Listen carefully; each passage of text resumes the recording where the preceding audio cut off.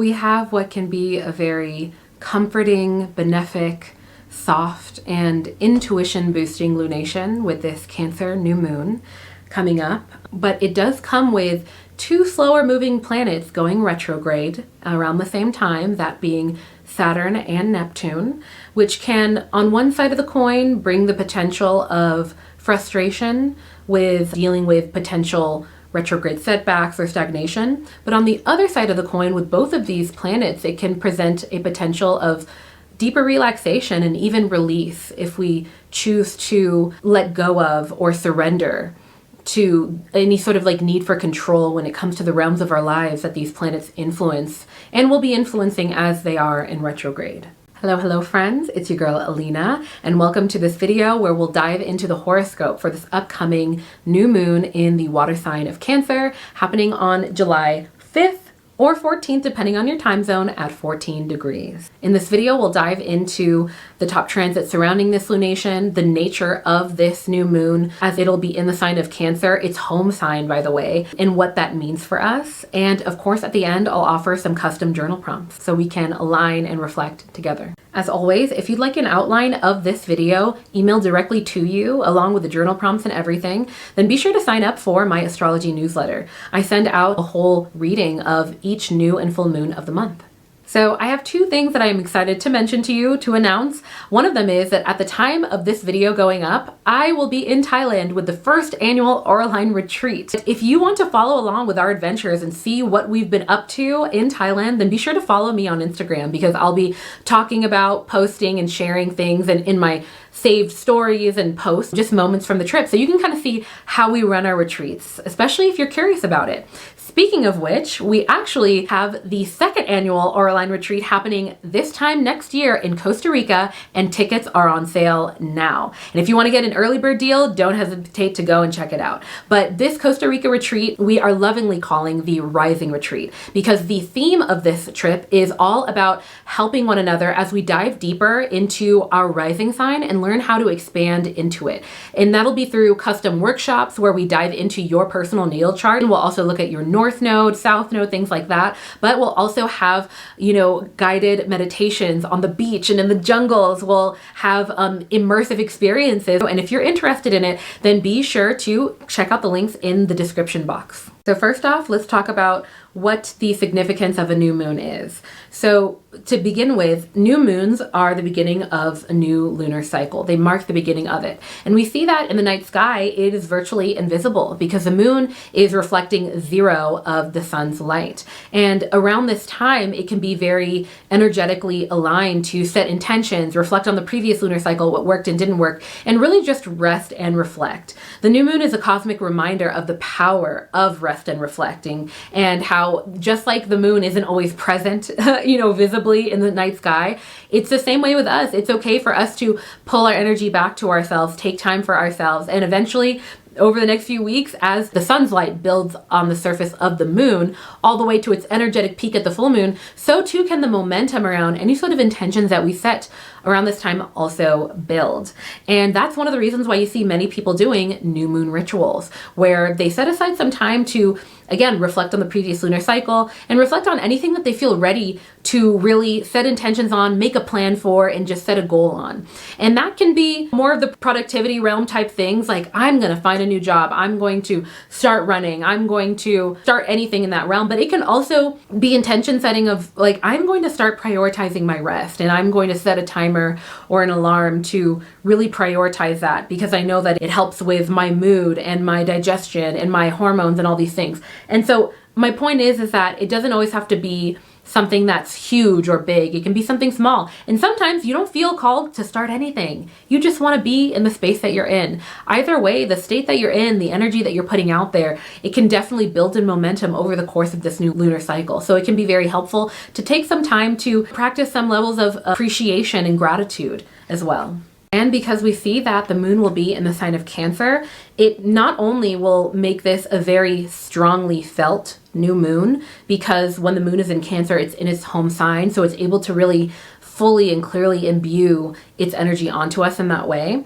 But it can make it a very potent new moon for resting, for having deep relaxation, for nesting, really taking time to appreciate, enjoy, and build upon your immediate space, your home, your sanctuaries, and really insulating our mind and our psyche and our energy, even our aura from outside stressors, really insulating it. And there's a reason why Cancer is represented by the crab, or more traditionally the lobster. And that's because it is this animal that has a strong outer shell to protect itself.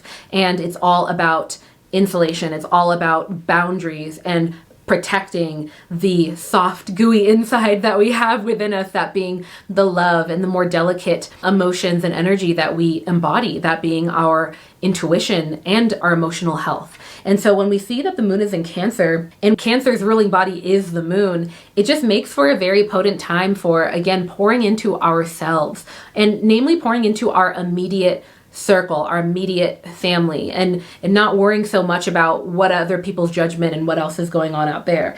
And it also makes for a really optimal time for intention setting and reflecting within those areas of our lives. So within the areas of our lives that involve, how do I pour into myself? How do I make sure that I am healthy? How do I nourish myself? How do I make sure that my mind is right? How do I take care of my mental health? How are you pouring into yourself? That way, what other people get from you is an overflow versus coming forward to other people with a sense of lack. Especially if you're a giver, if you're the type that's really giving your energy, time, and attention to so many other people, Cancer new moons can be a really energetically benefic time for pouring into yourself. And you'll notice that things can align if you decide to take steps in that direction around this time. Now, in terms of transits that will be happening around the time of this lunation that will be pretty strongly felt, I first want to start off with one that happened a few days before this lunation on June 29th, and it'll be happening between the 29th and November 15th. So all of summer into the fall, and that will be Saturn going retrograde in the sign of Pisces. Let's back up a bit and talk about Saturn. So Saturn is called the strict teacher in astrology for a reason, and that's because it rules over the aspects of our lives that involve our self-discipline, our maturity, our personal evolution and growth, and us paying attention to the indicators, whether they're very direct through people literally saying it to us, or indirect through patterns that we notice playing out in our lives, but whether or not we respond to those lessons or those callings for us to grow or evolve in some way. And then also it rules over structure, self-discipline as well, and boundaries, which is very on theme with the very boundary-focused Cancerian new moon that we have. And so when we see that Saturn goes retrograde, just like any other planet that goes retrograde, there can tend to be a sense of stagnation, setbacks, or hiccups that are tied to our self-discipline, that are tied to our ability to set boundaries, that are tied to whether or not we approach something from an evolved space that we know that we've been called to kind of grow into in this life. Some of the ways that this can show up to kind of help to illustrate this is, on one side of the coin, if you feel like there are certain things that you can tell that the world, that the universe has been calling you to grow into, and you've been avoiding it for some reason, maybe because it's intimidating, unfamiliar, it's outside of your comfort zone, for whatever reason, you might have a higher likelihood of experiencing hiccups throughout this time. And that's because when we experience any sort of hiccup, stagnation, or setbacks, they are ultimately tied to divine lessons that we are being called to learn in this life.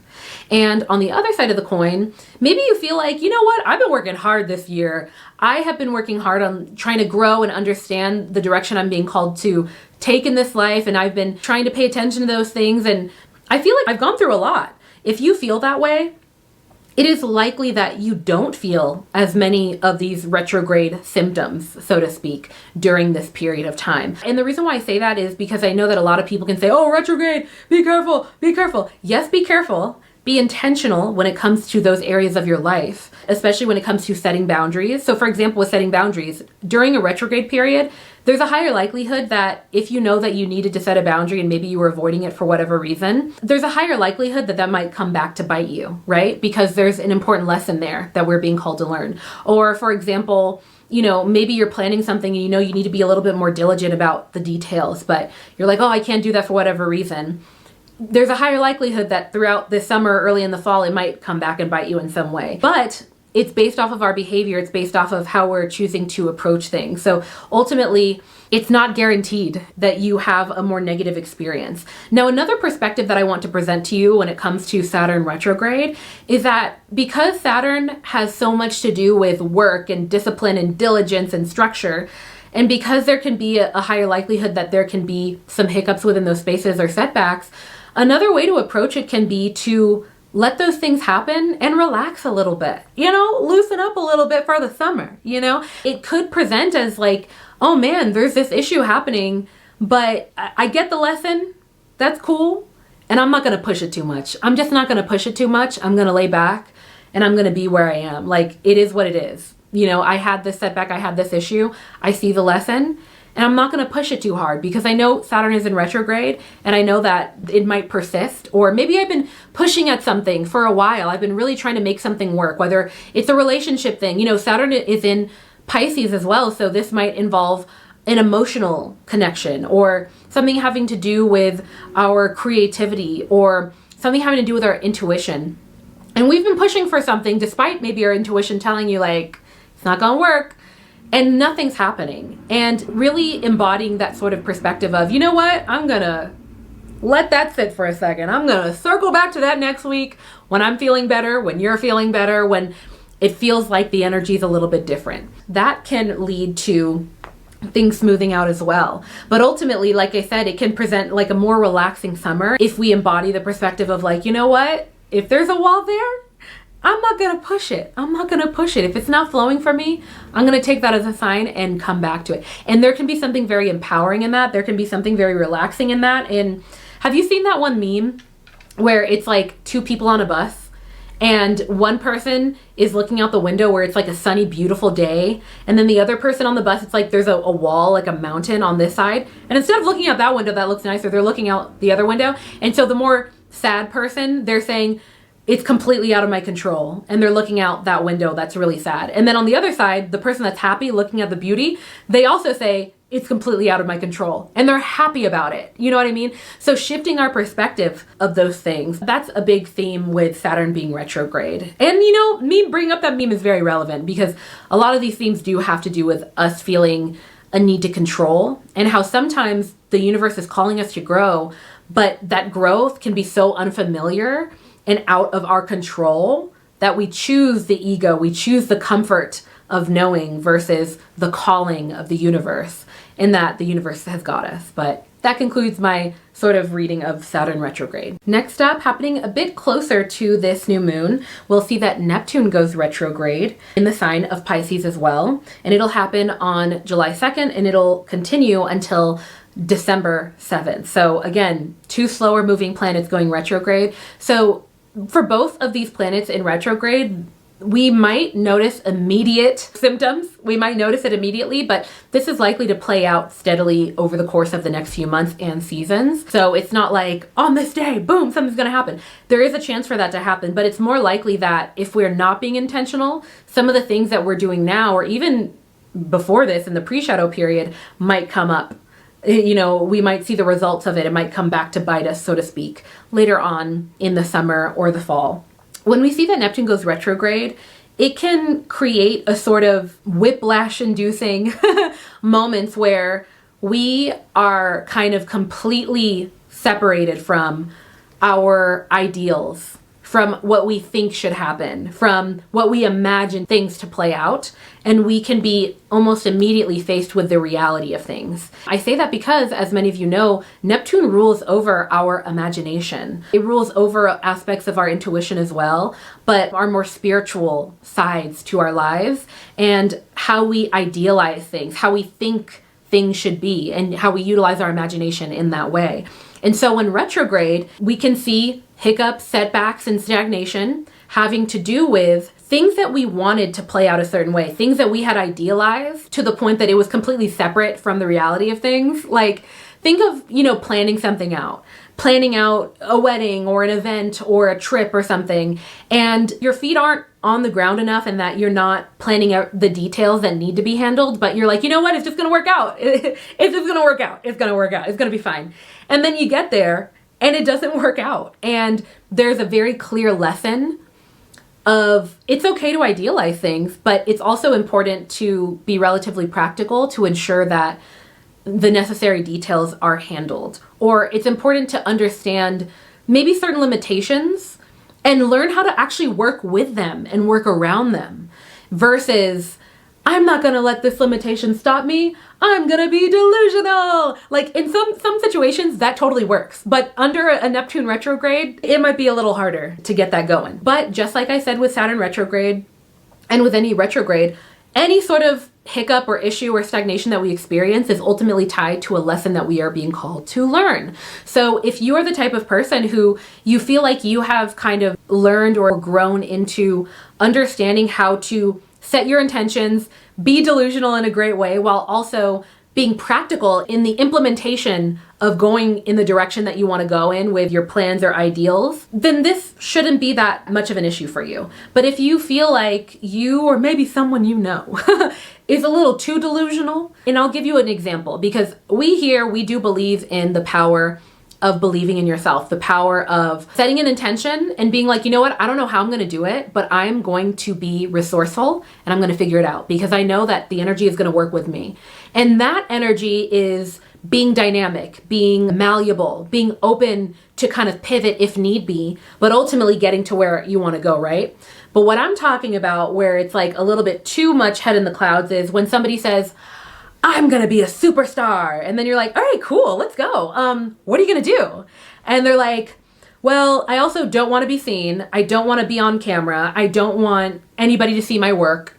You know what I mean? And it's like, okay, like, you know, like you gotta help yourself to be helped. You know what I mean? That's the type of situation I'm describing of like having an ideal and being like, no matter what, it's gonna happen, but also not being open to figuring out how to get there, even if it means like, oh, I have to pivot, I need to change something in some way. Like being open to the work or being open to the path that is presented in front of you, right? And so that's what I mean, is that if you're more so that person or there's more so of that energy or approach to things, there's a higher likelihood that during this retrograde period, you will be presented with situations that kind of pretty noticeably disconnect you from your ideals and kind of show you the reality of things very, very clearly. And another theme with all retrogrades is that it tends to make you want to internalize things, where a lot of this has more to do with your inner world and how you are processing things versus the outer world. So another example of this is maybe this summer you had a plan to go to this really awesome restaurant and you were so excited about it, and maybe you didn't like look at the details of planning it out, or maybe you didn't look at the details of like, oh, actually, you know, it's a bit under construction right now, and you go and it's like not the vibe that you were idealizing, right? And you on an internal level, you're so disappointed, you're like, oh, this is so different from what I thought. But then on the other hand, there's people who are going into the restaurant who are just happy to be there. You know what I mean? The outer world is having its own vibe, but your perception of things and your relationship to disappointment or things not panning out the way that you wanted, that part is what is creating this discontent within. Those are some of the ways that you can expect Neptune retrograde to play out, but it also is in alignment with my overall theme that I've been saying, is that with these two slower moving planets going retrograde, if we choose to go with the flow of like, darn, this didn't play out the way I wanted to, but taking it as a lesson, or choosing to not push too hard and understanding like, okay, like this isn't playing out the way that I idealized it, but I'm gonna be open-minded to how I can pivot. In those ways, we're taking a more laid back approach, y'all. And when we do that, that can make for a really chill summer where it's like, okay, there's some hiccups here, but you know what? I kind of knew that was gonna happen. I'm picking up on a lesson that's playing out here. And with that said, how can I move forward and still enjoy myself? How can I pivot? If you can embody the concept and kind of strengthen the muscle of being able to pivot and kind of shift your perspective of things, even when things don't always go your way, you can have a great time. And if you think about it, think about it. Think about the people who you know who are really chill. Think about it. That is a common characteristic with them, isn't it? They are a lot more open to being like, you know what? All right, you know, darn, that sucks. You want to go do this? You know what I mean? Embodying that energy can be very helpful around this time. But before we keep going, I want to remind y'all not only to check out the Auraline retreat, but also if you have made it this far in the video and you have not liked or subscribed, which are the two top ways to support your girl. I am working hard doing this research. If you have not done that yet, what are you doing? I would love and appreciate if you did that to support my free work that I am giving you. But yeah, let's keep going. Next up, let's talk about some ways to align with this Cancerian new moon energy. So like mentioned before, it can be very energetically supportive and conducive to pour into yourself, pour into your home, your immediate space, what you consider to be your sanctuary, pour into your immediate loved ones, your family, and maybe not disconnect, but maybe disconnect from the outer world for a bit in a way of like kind of protecting your psyche. If that means turning your phone off or putting it in another room to prevent you from scrolling, but really protecting and embodying that crab, you know, with that protective shell, and really fostering a sense of comfort and pouring back into yourself. Any way that that looks for you, that feels good, is very energetically conducive right now. And also setting intentions for this new lunar cycle of ways that you can do that for yourself. Again, we see that the sun and moon come together in the sign of Cancer at the time of this lunation. They're both joining forces of your outer world, your ego, and your inner world, your thought processes, your emotions, and your intuition.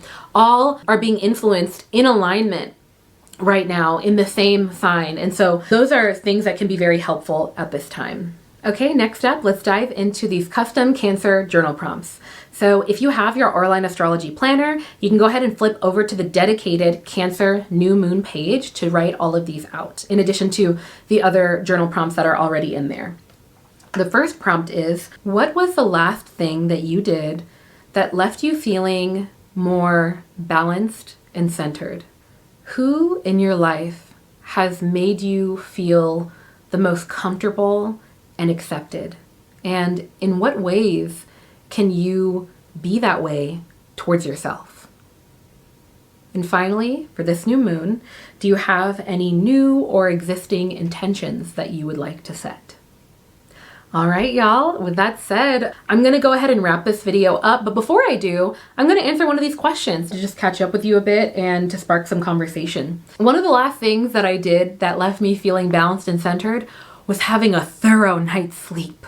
A really thorough night's sleep. And obviously that kind of goes without saying that sleep does that, but I've been learning more about sleep quality and also all of the different ways that poor sleep quality can influence me. So for example, throwing off hormones, increasing the likelihood of stress, influencing my digestion, so many things like that. More recently, I've been enjoying having some cherries right before bed, because there are some compounds in cherries that can help to relax you. And y'all, try it. There's been a trend on TikTok of drinking cherry juice as well, and even mixing it with like powdered magnesium and stuff like that, edible powdered magnesium. Do your own research, y'all. But that also is something that has been helpful. But I've just been enjoying having cherries because they're in season. But the other question of who is someone who has made you feel the most comfortable and accepted? One of the reasons why I asked that question is because I feel like we can be so hard on ourselves with our inner dialogue and we don't even realize it.